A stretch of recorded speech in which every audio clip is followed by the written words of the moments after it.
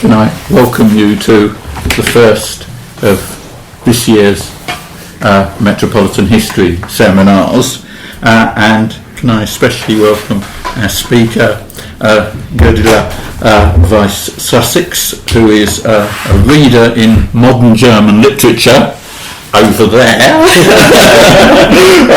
in the Institute of Modern Languages Research, and some of us heard her speak for just a few minutes earlier in the summer when we had the introduction to the city's collaboration that spans all of Senate House, and I thought this was an absolutely fascinating topic, and particularly fascinating to me, maybe not fascinating to enough other people by the looks of things, but to some of us.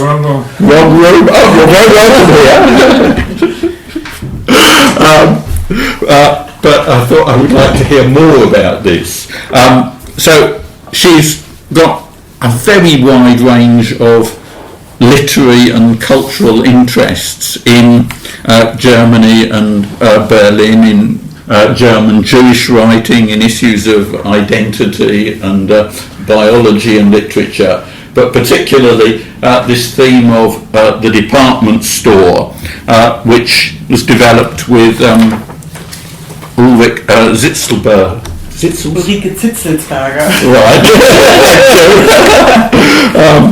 And they've written extensively and edited extensively together on this subject.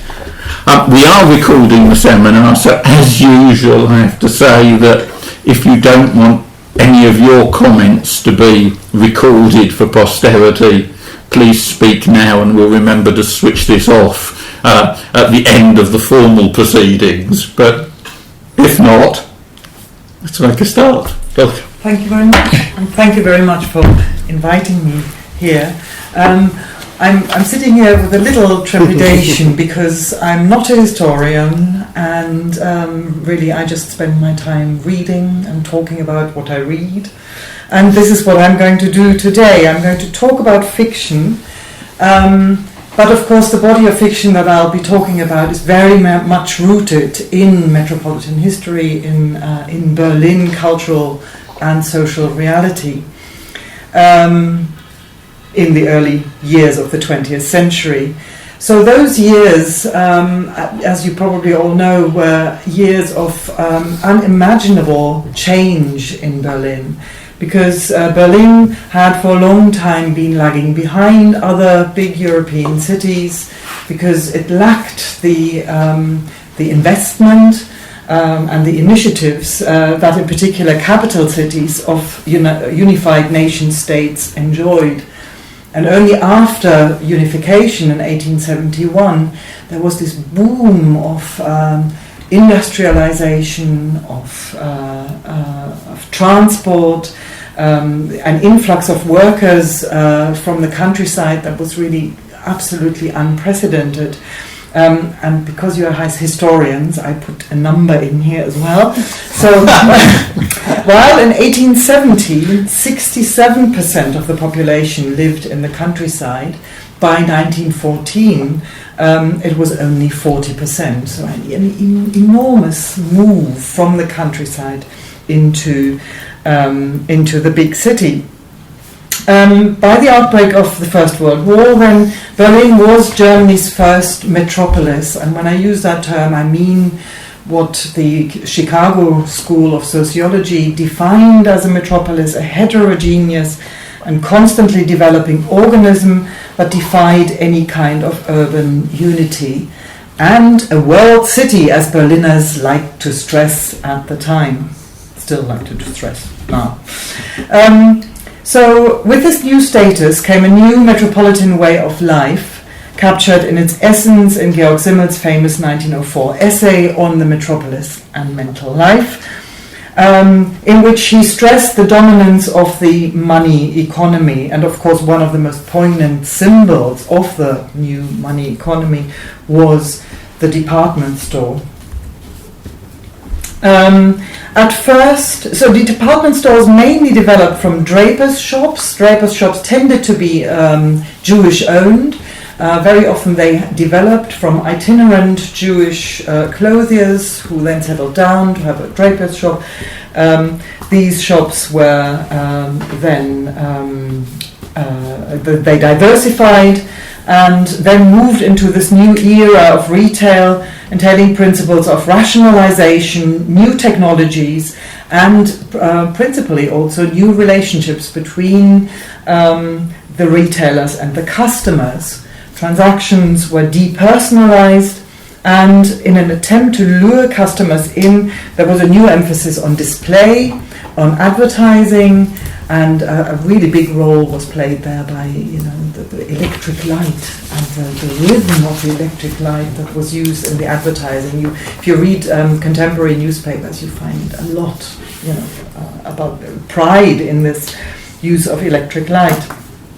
The iconic flagship stores in Berlin were built around 1900, and their flamboyant architecture speaks of their self-confidence. So the first picture I've got for you here is Wertheim.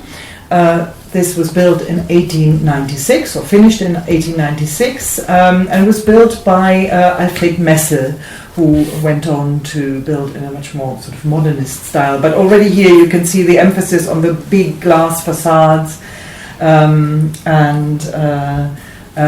really he kind of developed a vocabulary of building department stores that you can see again and again later on in other buildings. This is the same building, but it's a side view, and I'm showing you this because I wanted to show you in contemporary comments. You hear a lot about this epithet of the cathedrals of modernity, and you can see it's this element of the of cathedral architecture that has come here into, or similarity to that coming here into the building of department stores. This is the inside of Wertheim on Leipziger Straße, and I could say a lot about this, but I find it really a fascinating image. So this, what you see here, is the end of the Lichthof. So the Lichthof is that sort of courtyard area in the middle of the building with glass ceiling, so you have natural light coming in, and this theatrical way the stairs are arranged is really, a kind of emphasis on the theatrical impetus here. There's also not a little hint, I think, not only a little hint of a kind of altar piece. You have these, these symmetrical candelabra-like electric light stands at the sides. In the middle, you have the sculpture representing Arbeit, work. And above her, the fresco, I don't know whether you can see it, but it's a scene of workers loading a ship. So it's work and trade that are being celebrated here, and the link to art is very important, or was very important to the Wertheims. It was this. It was really a claim. We are not just, we're not just a shop. We are educating people. We are an art form.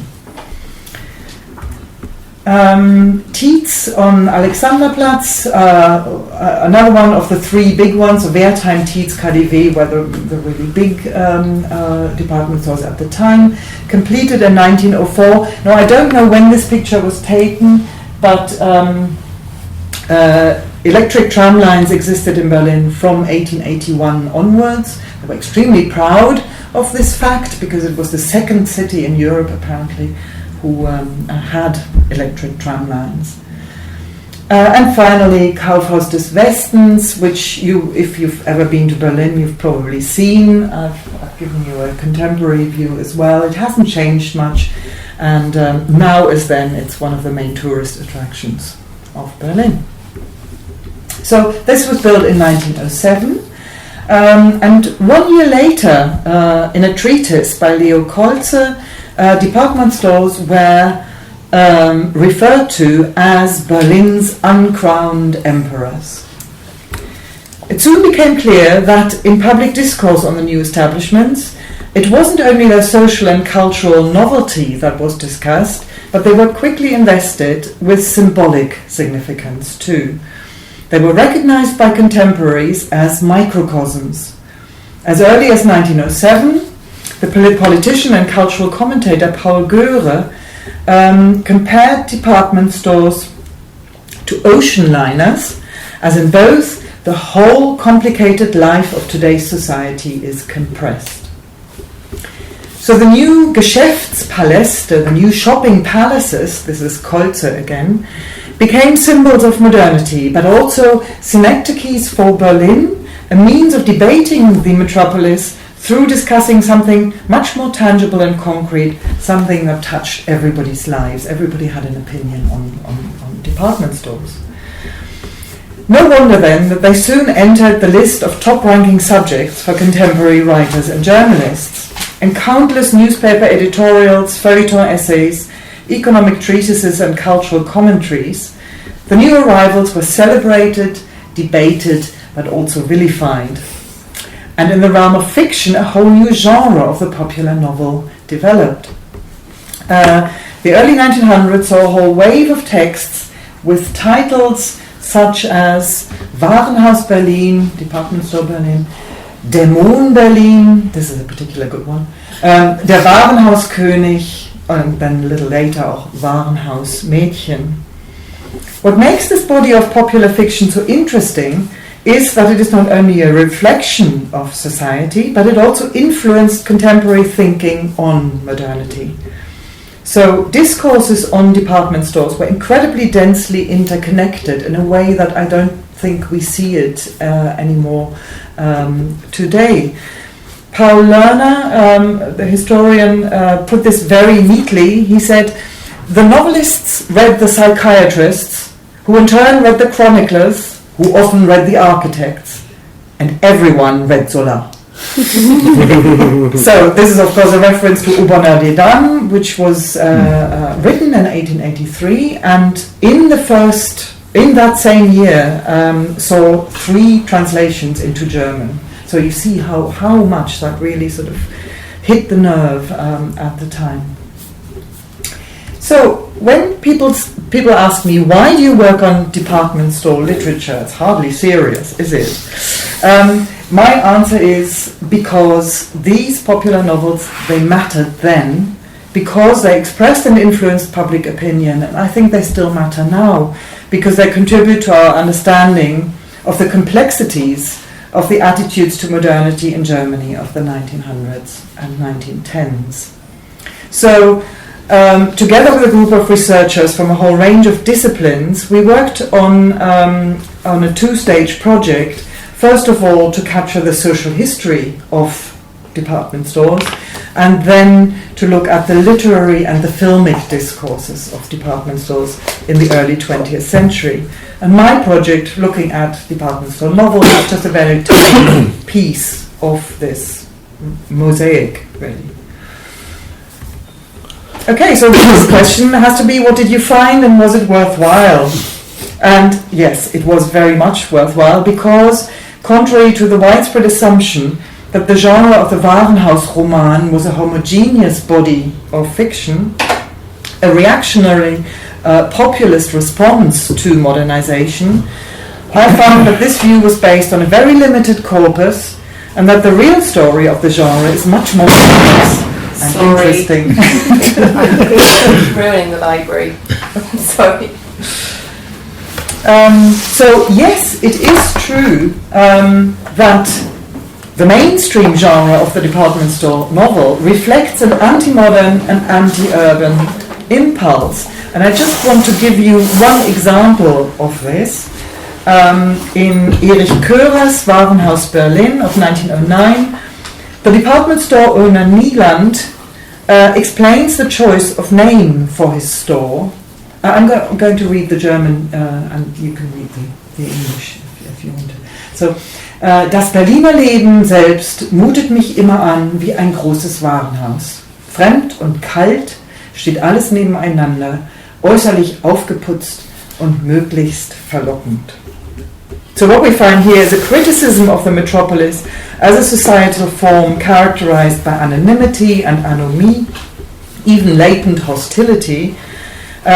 So a society that replaced an overseeable community that could be imagined as Heimat. And this contrast between community and society was, of course, further explored by Ferdinand Tönnies study Gesellschaft und Gemeinschaft of 1887. This criticism of the metropolis was linked with a strand of cultural criticism inspired by the tradition of German idealism that focused on the anti-individualist drive of mass culture and the superficiality of its commercialized culture, as it stands in contrast to the principle of Innerlichkeit, inwardness. So by and large, yes, the mainstream of the genre was a vehicle for this kind of anti-urban, anti-modern attitude, and for the diffuse fears elicited by the social changes the department store symbolized. But this image does not do justice to the astonishingly rich body of department store fiction. Within a short time, there was a whole wealth of novels, short stories, cabaret sketches, songs, musicals, plays, and soon also films on the department store. There are subgenres within the genre. There's the detective novel, the salesgirl story, the children's book, and there are takes on the subject by highly esteemed authors associated with middle or even highbrow literature. Novels by Hans Fallada, Vicky Baum, or Vladimir Nabokov, for instance. So, widening the perspective, looking at the breadth of what's out there, a rather different picture of the genre emerges. And what stands out is the ambivalence that's carried in this fiction. More than that, the existence of counter-narratives which oppose the mainstream anti-modernist genre and which show the department store's potential for emancipatory discourse. And often people writing from the margins have hugely interesting ways of subverting the genre and using it to bring progressive views into play and to, in this way, constitute emphatically urban identities. As a group of researchers, our main interest is in these ambivalences and complexities and counter-narratives, which a rather overpowering tradition of cultural criticism, first from the right, then from the left, has obscured for a long time. Detlef Briesen has rightly pointed out that the department store debate in Germany has always been a moral debate, and I think that's quite different to what's happened in the English context. Now you'll find ideas of progress, emancipation, liberalization and department store fiction in various areas, and I'd just like to give you a glimpse into three of these areas. They are the areas of gender, of social emancipation of minority groups, and of a new, more liberal concept of aesthetics. So let's take the gender aspect first.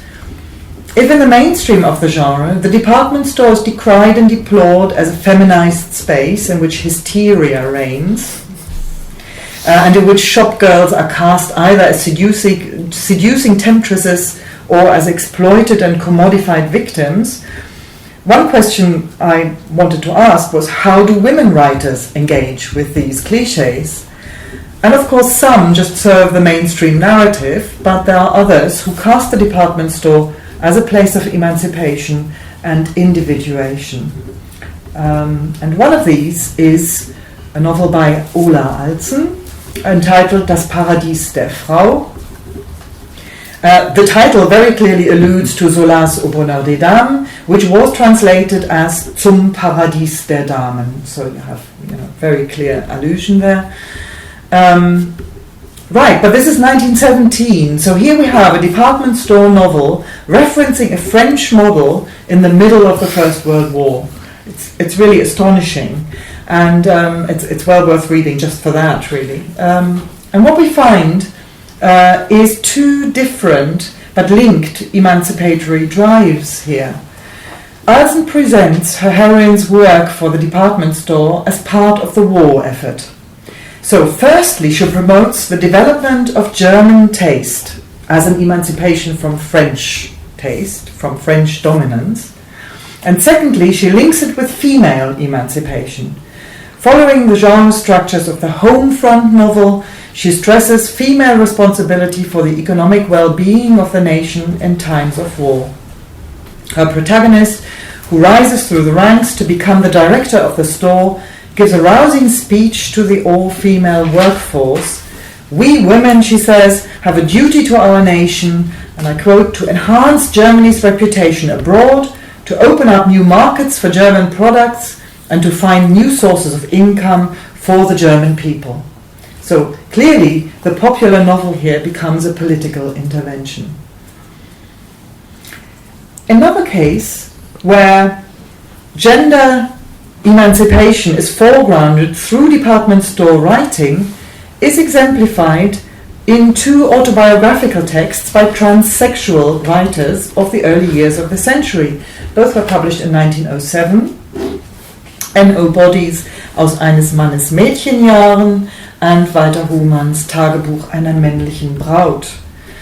Ina Linge has shown that for both these writers, the feminized space of the department store provides an opportunity for exploring and performing a gender identity which in other contexts would have been very difficult indeed.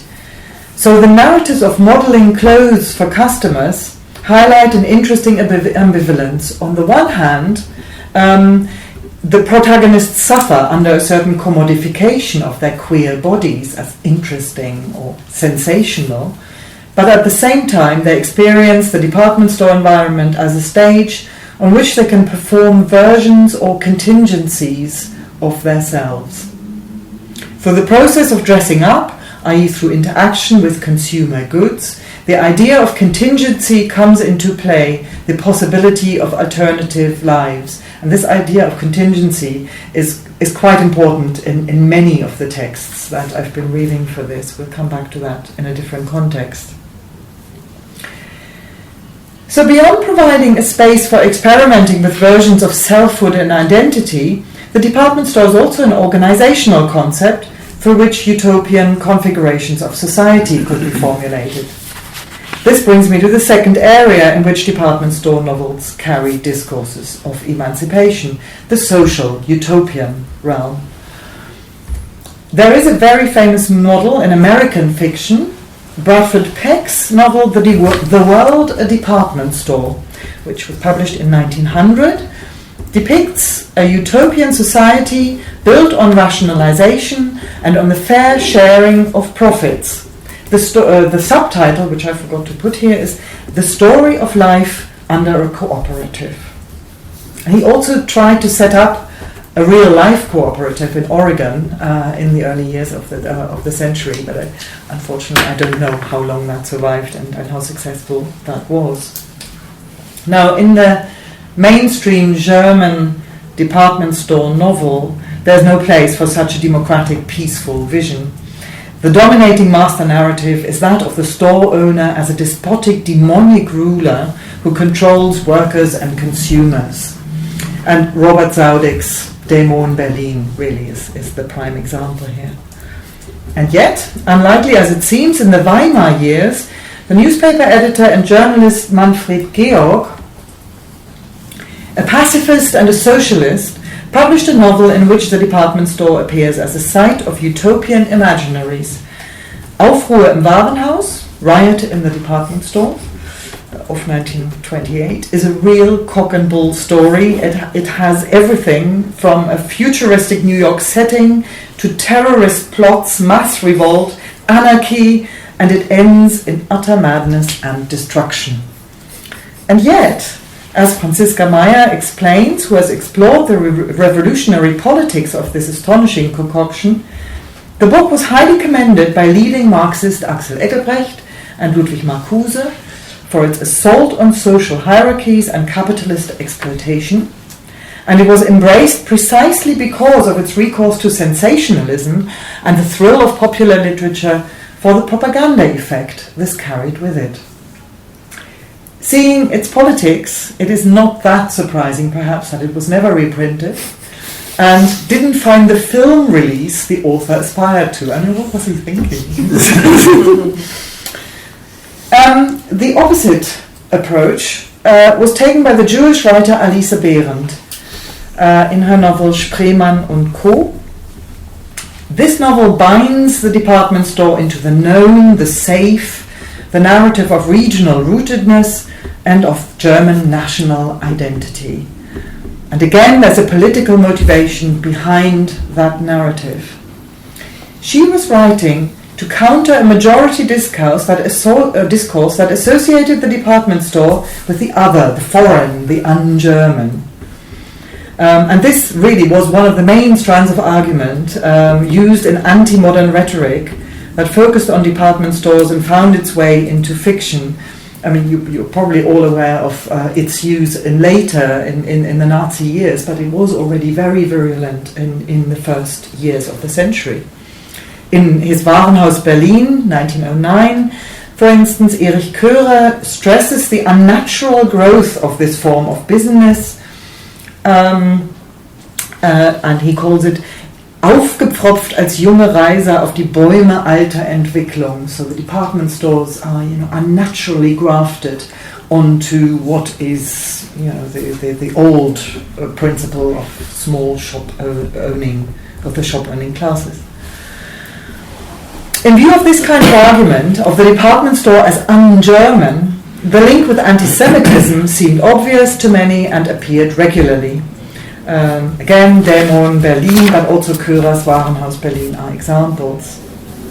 Now, Alisa Beland was a hugely popular Berlin writer. Her friend and colleague, Elisabeth Castonier, wrote in her memoirs that there wasn't a household in Berlin at the time that didn't own a book by Alisa Beland. And she was a member of the highly assimilated Jewish middle classes in Berlin. And she raises a voice of opposition here to this anti-Semitic discourse in the guise of a very sweet, very humorous and totally unthreatening book.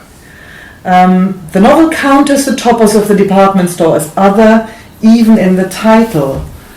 Spreemann und Co. So Spree is the river that runs through Berlin. In other words, Spreemann is the same as Berliner. So the department store, the owner, and Berlin identity are equated here already in the title. Beland presents the chronicle of the Spreemann family across 7 decades. It's the story of the successful transformation of Klaus Spreemann's drapier's shop into the first Berlin department store. At the same time, it is the story of Berlin, from the 1830s, the Biedermeier period, to the early years of the 20th century. So Beland establishes and indeed builds her novel on precisely the close link between the department store and local history and identity. And the store development, crucially, is represented as an organic process. Not grafted on, like in the example that we had there, but not fueled by greed, but as an expression of going with the times, supporting the claims for Berlin as world city. So, if you're proud of Berlin, you must be proud of the department store. The store history is strongly linked with and embedded in the discourse of the nation and of patriotism, reflecting on the most important moments of his life. The store owner, Spreemann, cites the opening of his department store in the same breath as the Battle of Sedan, the return of his son from the war, and royal birthdays. So he's mixing and binding together the personal and national history and identity, and in this way further disarming established anti-department store discourses. The book was immensely popular throughout the 20th century. It had many new editions. So you see here the original cover of 1916, then 1922, 1955, 1976. There is an E version now out, so it keeps being read.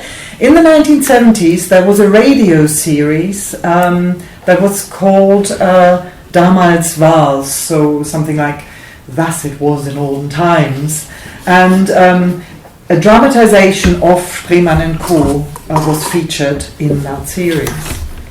So if you read it without context, it's well written, it's humorous, it's hugely enjoyable. It's a nostalgic piece of Berlin Heimat literature.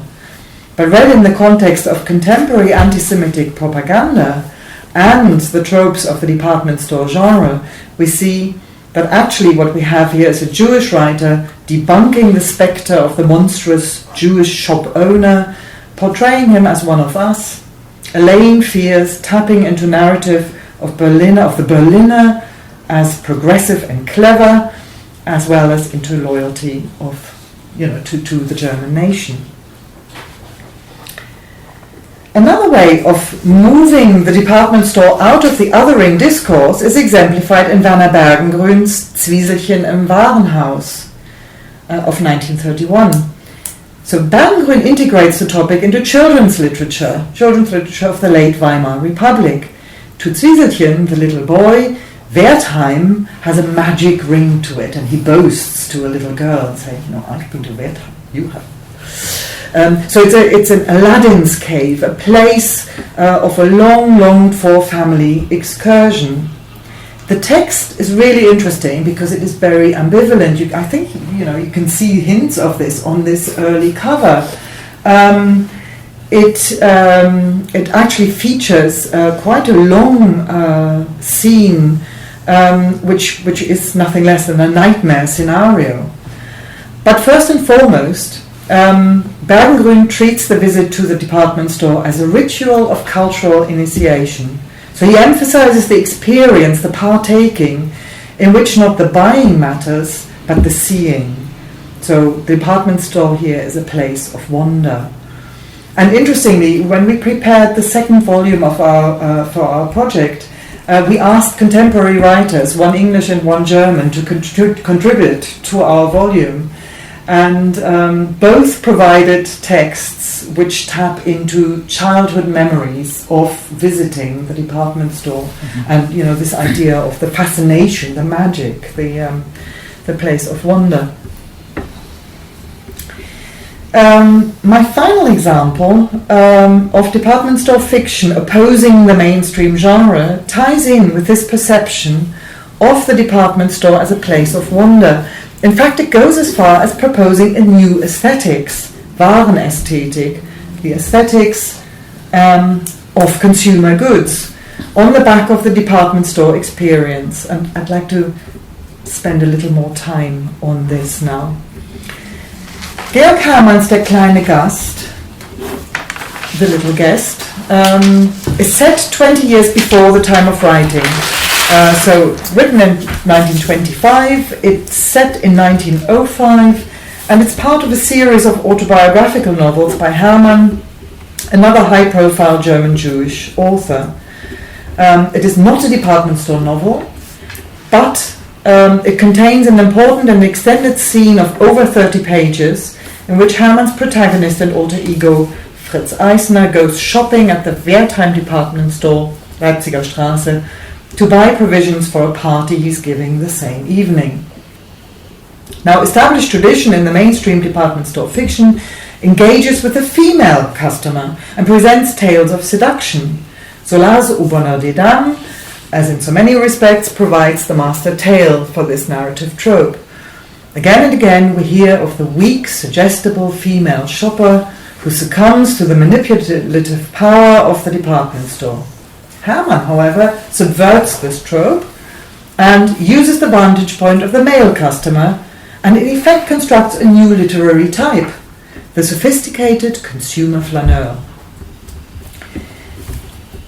Only a few pages into the novel, his protagonist, Fritz Eisner, ventures into the Berlin city centre and to the Wertheim store.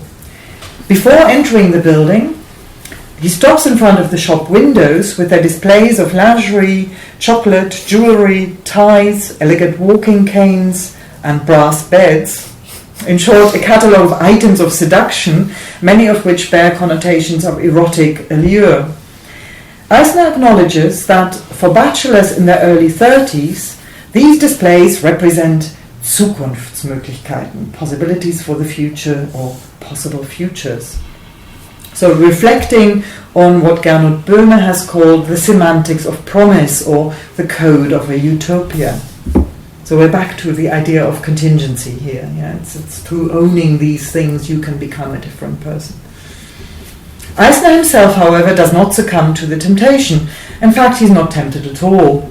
He's fully aware of the window display's offer of the illusions of ownership and alternative identities. But seeing through the tactics of seduction, he remains aloof and distanced, and with a certain wistfulness, contemplates the objects as promises of lives that were once open to him too. His stance is that of the sophisticated urbanite who enjoys the window displays as an invitation to a game that he declines to play.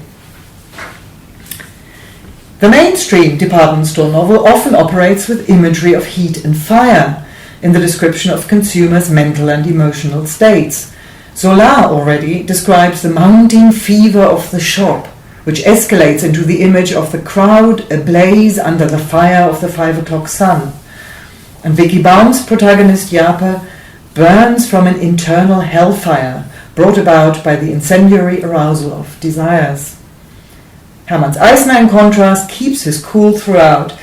His descriptions of die blödsinnigen Attrappen, 300 bleichsüchtige Stehuhren, Männerhüte in ihrer seriösen Langeweile und Frauenhüte in allen Formen ihres Wahnsinns underline his ironic stance and his aloofness.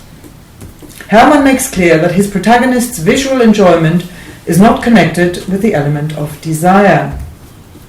Fritz Eisner liebte Warenhäuser sehr. Er liebte sie aber nur mit den Augen und den Sinnen.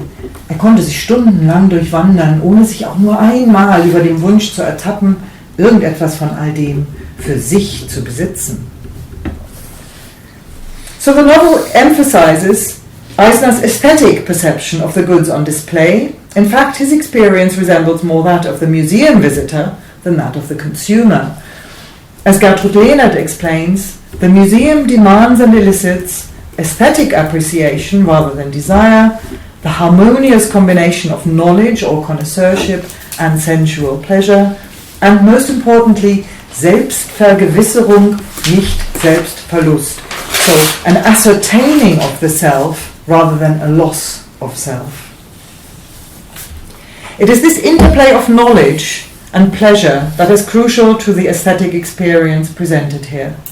Eisner is very aware of the economics of the display of cheap wares, but instead of launching into a critique of capitalism or into an indictment of the psychological power wielded by department stores over weak souls, he coolly and soberly acknowledges the principles on which the commercial enterprise rests and reflects on the tension created by the contrast of the consumer goods per se and their endowment with beauty through their display and through the spectacle of the department store environment.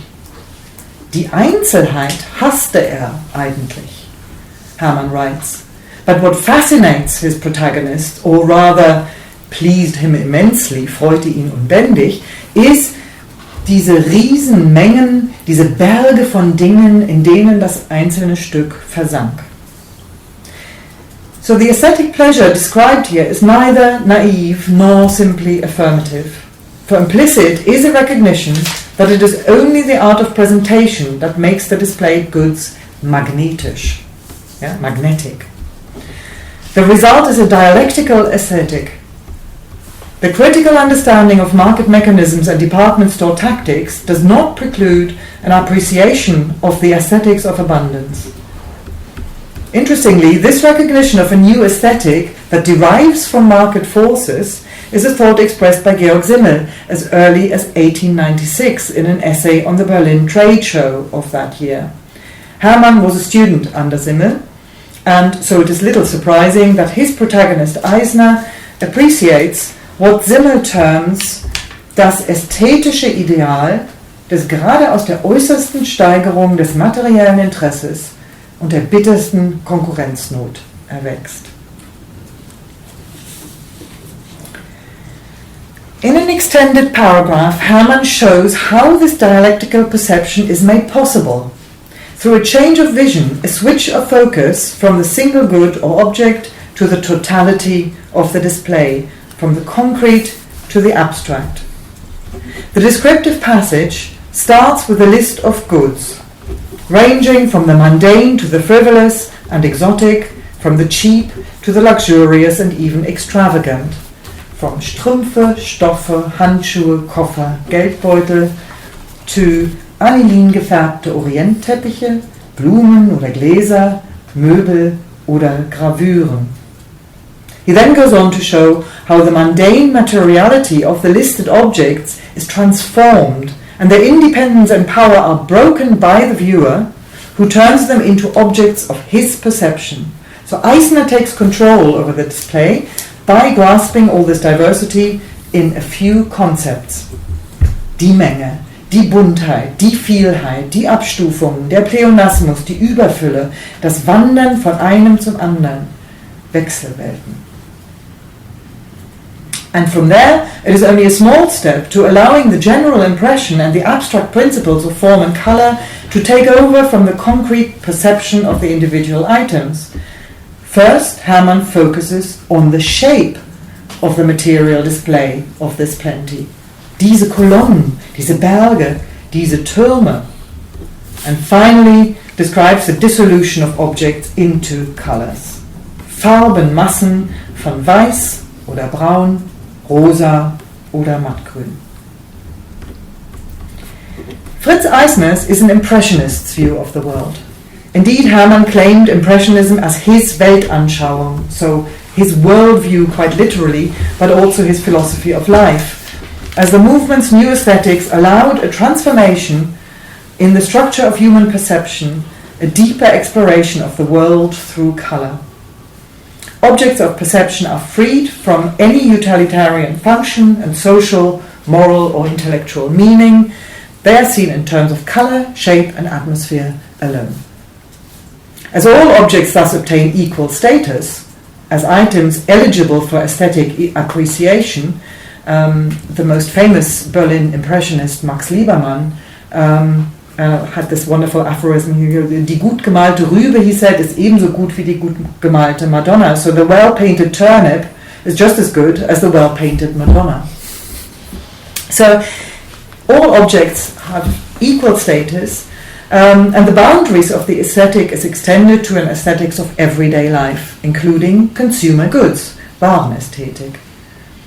Central to this aesthetics is the capacity to enrich the experience of life itself. So we have Nietzschean ideas of vitalism underpinning this new aesthetics. And Hermann, in an essay entitled Der tote Naturalismus, the dead naturalism, of 1915, explained aesthetic experience must enhance the experience of life itself, the intensity of one's consciousness of life at a given moment in time. The visceral appreciation of the abundance of the department store is thus not a passive but an active process. Man muss fühlen, sehen, man muss hören, you have to feel, see, you have to listen, Eisner claims.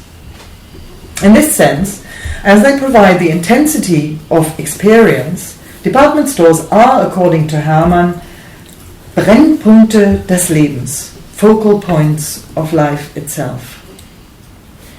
And we can go further. They do not only elicit this sense of vitality, they also embody it, as the activity of the department store itself is a dynamic, constructive process.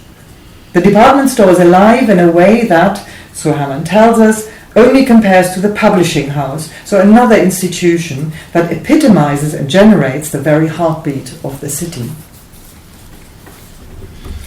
Crucially, Hermann's department store customer is not condemned to passively obey the mechanisms of supply and purchase, but is in fact endowed with agency. Clear similarities can be seen here with Simmel's description of the metropolitan dweller. In Metropolitan Dweller, Simmel's Großstädter too asserts himself against the threats of reification and levelling that the metropolis implies. Hermann stresses the agency of his protagonist in three ways: through the characterization of Eisner as a flirt, as player of the department store system, and as a strategist. Flirtation, firstly, or the erotically charged fleeting encounter, is an essential part of flânerie, as described by Walter Benjamin. Benjamin makes reference to Baudelaire's poem À une passante, in which the poetic eye experiences the ephemeral sense of possibilities in city encounters. And Hermann Fritz Eisner follows suit in this tradition, enjoying das Vorübergleiten, das Ahnen voneinander, das Sekundengrüßen. Secondly, Hermann describes his protagonist as a player who knows to use the department store system to his advantage. Eisner not only knows that the first two rules of a competent consumer are to protect one's own small advantages and to be on a good footing with a shop assistant, but he is actually configured as a Herrscher, a ruler of this microcosm. In this context, Hermann gives an original turn to the image of the Menschenstrom, the current or torrent of people. The metaphor is a staple of department store literature, usually used in a very, very pejorative sense, as a cliché presenting the individual as helplessly swept away by the current, lost in the mass.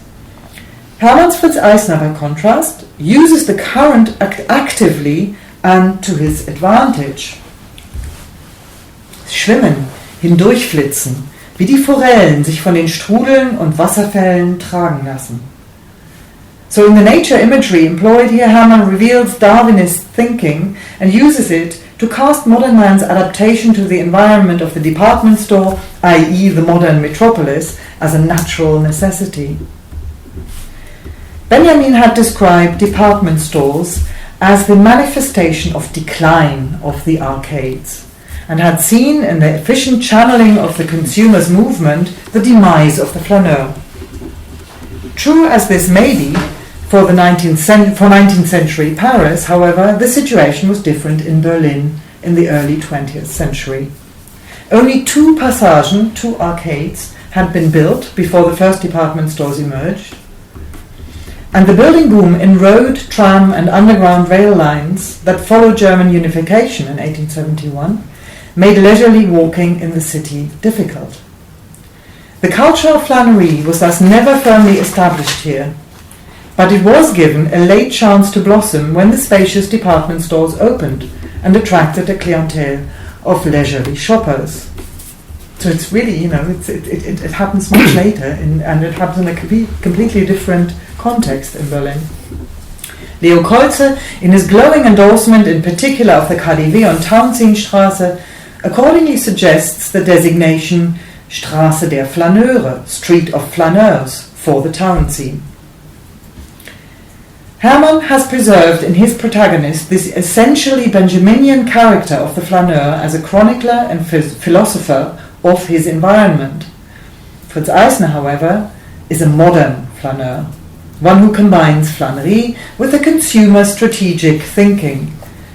Intimate knowledge of the department store allows him to devise a plan for his visit according to almost Fordist efficiency. He takes into account, was alles kaufen wollte und wo und wie das ordnen müsse, von Lager zu Lager, damit es schnell ginge und nicht unnütz Zeit verliere. Eisner, in short, is a flaneur with a Schlachtplan, a plan for battle. Hermann presents the department store as synecdoche for modern metropolitan life in a positive sense, as natural habitat and life-enhancing environment for the urbanite. Das hat doch nur die Großstadt. You won't find this anywhere but in the big city, Fritz Eisner happily claims. This is a rare perspective to portray in a novel set around 1900. Indeed, it is so rare that it is worth asking if perhaps it is only possible in hindsight.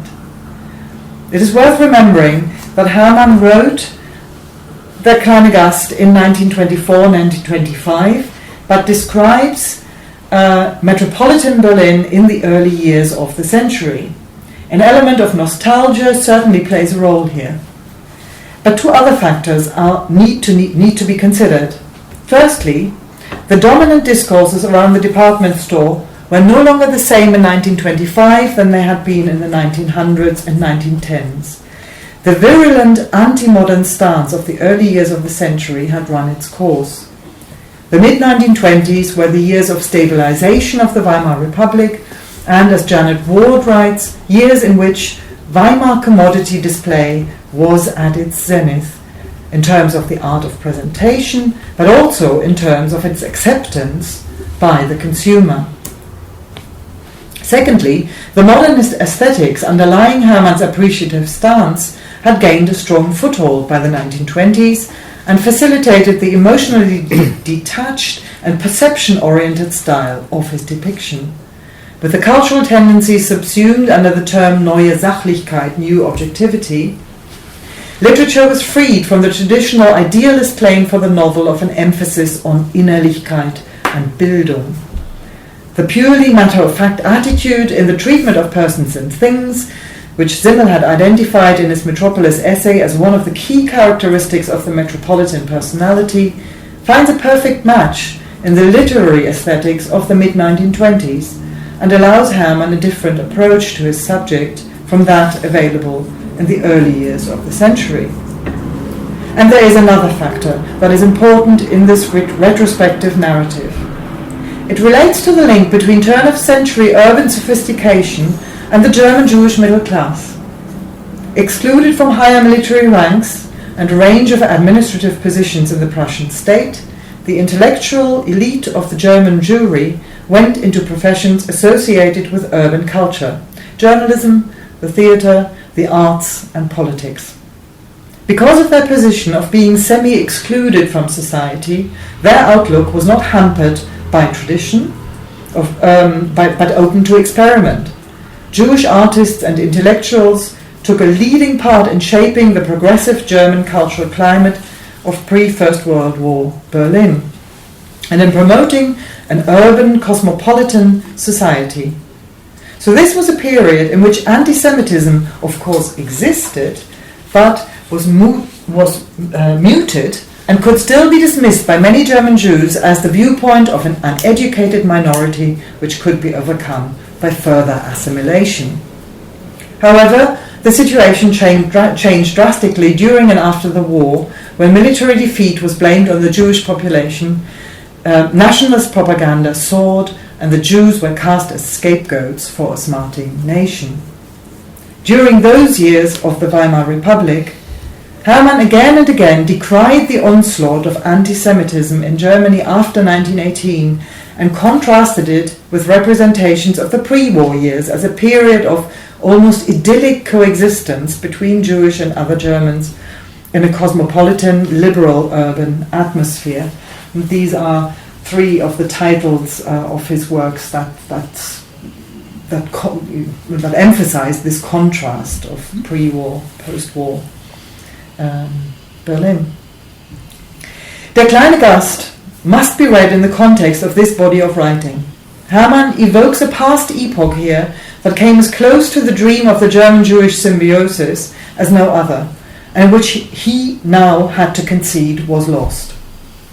It is no accident that he explicitly, albeit deliberately casually, informs us of his protagonist's ethnicity. Ist wohl Jude von Hause her, hat es aber fast vergessen. So he may well be Jewish by origin, but has almost forgotten this.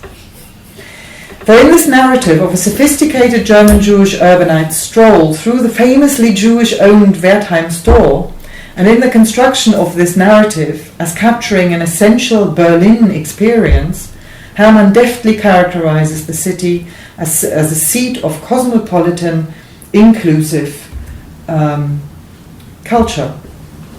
So again here, the department store is much more than a setting.